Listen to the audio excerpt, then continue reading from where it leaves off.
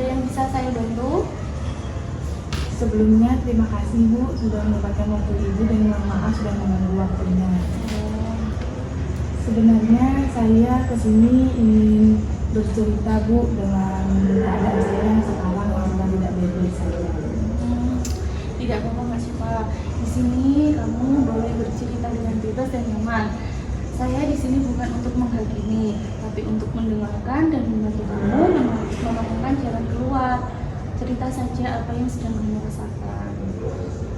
Jujur ya Bu, saya akhir-akhir ini merasa hampa, kuliah saya terasa berat, nilai saya juga turun, bahkan saya sudah jarang sholat berjamaah. Sering bergadang tanpa tujuan yang jelas. Saya juga mulai meragukan apakah jurusan pendidikan agama Islam yang saya ambil ini itu pilihan yang benar ataukah hanya mengabulkan keinginan orang tua. Masya Allah, terima kasih kamu sudah bercerita dengan jujur.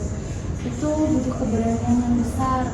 Kalau boleh saya dalami dari kamu yang ceritakan, sepertinya ada beberapa hal yang terasa berat sekaligus. Secara fisik kamu sedang lelah, secara spiritual kamu merasa jauh, secara pikiran kamu galau tentang aktivitas, dan secara sosial mungkin ada tekanan dari keluarga. Apakah itu benar? Iya Bu, benar sekali. Saya merasa tidak ada yang berjalan dengan benar. Semuanya terasa kacau dan berantakan. Sifat dalam Islam kita mengenal konsep sa'adah mutawazinah, yaitu kebahagiaan yang seimbang.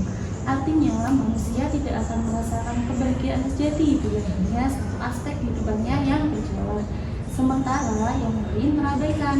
Dan yang kamu rasakan ini adalah sinyal dari dalam dirimu sendiri, yaitu dari fitrahmu, bahwa ada keseimbangan yang perlu dipulihkan. Dalam Al-Quran juga sudah dijelaskan di dalam Quran Surat Ar-Rum ayat 30, yaitu yang artinya, maka hadapkanlah wajahmu kepada agama dengan lurus, fitrah Allah yang Dia ciptakan manusia di atasnya.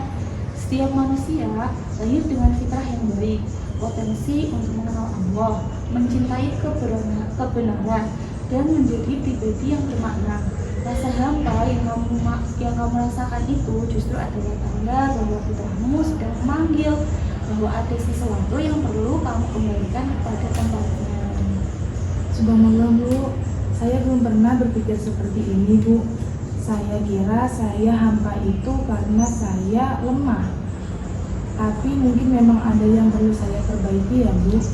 Bukan lemah, ini tanda bahwa nuranimu hidup dan bekerja. Manusia yang fitrahnya terjaga akan selalu merasa tidak tenang ketika jauh dari Allah dan dari nilai-nilai hidupnya.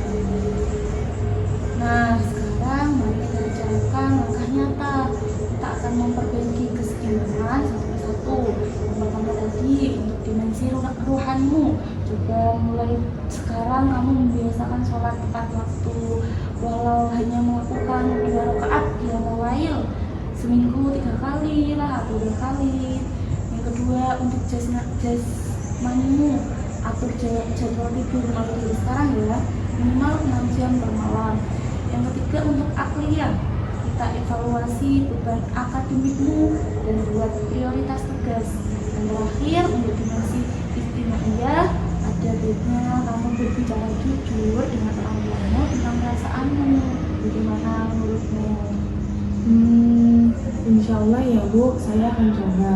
Yang paling berat mungkin berbicara dengan orang tua, tapi saya rasa memang sudah waktunya untuk berbicara dengan orang tua saya.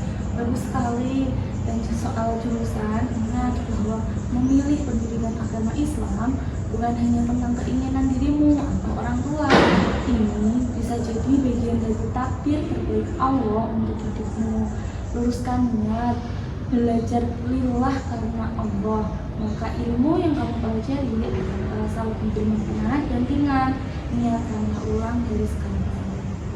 Baik Bu, terima kasih ya Bu atas bimbingan dan arahannya. Saya sekarang menjadi rasa lebih lega dan lebih terarah ya Bu. Alhamdulillah, saya senang kamu mendapat pencerahan itu. Ingat, kamu tidak sendirian dalam perjalanan ini. 2 minggu lagi kita bertemu ya untuk evaluasi. Dan satu hal terakhir, jadikan doa sebagai teman harianmu. Doa sederhana aja seperti Rabbana atina fid dunya hasanah wa fil akhirati hasanah wa qina adzabannar. Doa ini adalah doa untuk keseimbangan kebaikan dunia dan akhirat. Itulah seadah mutawazinah yang sesungguhnya. Baik Bu, insya Allah saya akan berusaha. Terima kasih ya Bu untuk pertemuan hari ini. Saya merasa sangat terbantu.